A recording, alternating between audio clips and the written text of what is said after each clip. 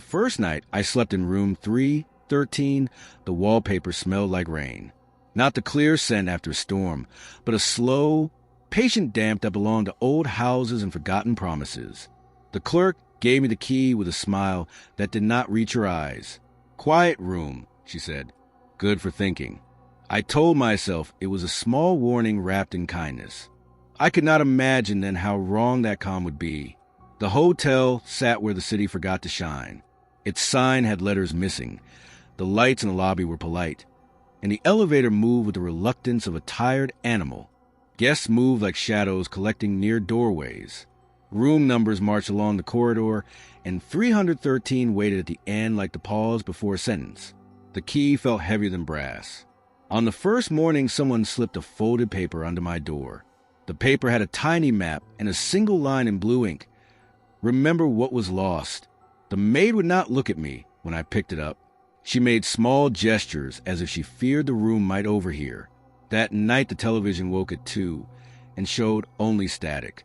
The static moved like breath. A lullaby threaded beneath the noise, soft and small, like a shoebox memory. The song felt like a hand on my shoulder and lingered when the screen went dark. The room began leaving things for me. A child's shoe tucked beneath the bed. A photograph of a woman I did not know smiling with tired eyes. A pen with a name carved into it that was not mine. Each object fit around a missing piece, as if the room was assembling my life from borrowed parts. An old man stared until his face lost color, and he mouthed, "Do you remember?" I did not remember. On the third night, fog gathered behind the mirror, and words appeared, written from inside the glass. Not all rooms are for sleeping. Below them, someone had scrawled my name. My reflection faded. Small things unhooked themselves from my past and floated free. I found a book on the bed the next evening. Its leather cover had my initials, though I had never used those letters. Inside the pages were scenes I had lived and scenes I had not. The book stitched days into each other, making tidy seams out of moments that had been frayed. It spoke about a man who left keys on pillows and a woman who folded names into linen. The hotel collected. Guest books in the library held entries scratched and fading. One read, "He checked in twice and left once."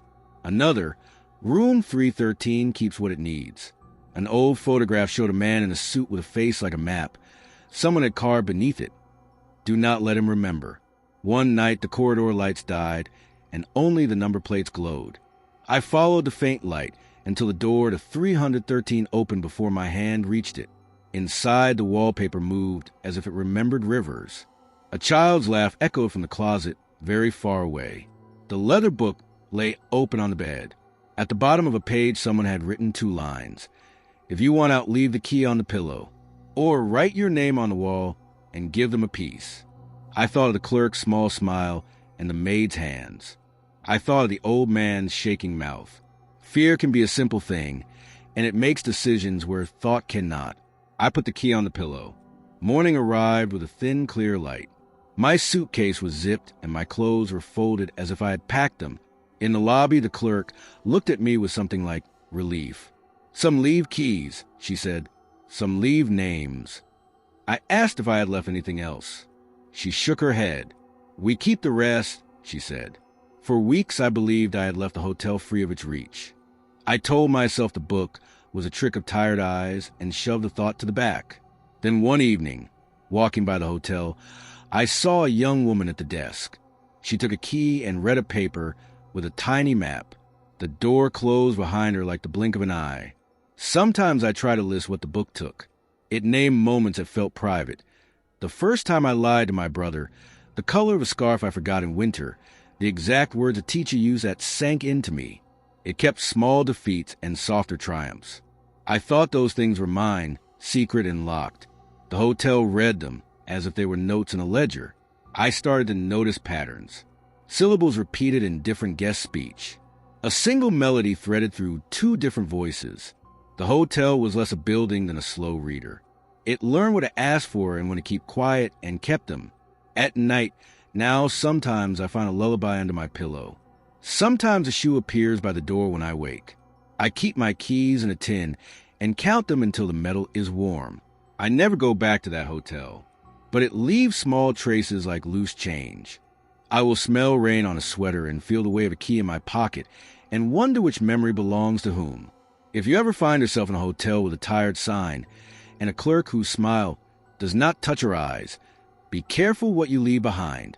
Some rooms are like careful librarians. They will tidy your life and return it to you in neat bindings. The last thing I learned about room 313 is this. The easiest way for a hotel to keep you is to let you keep thinking you left.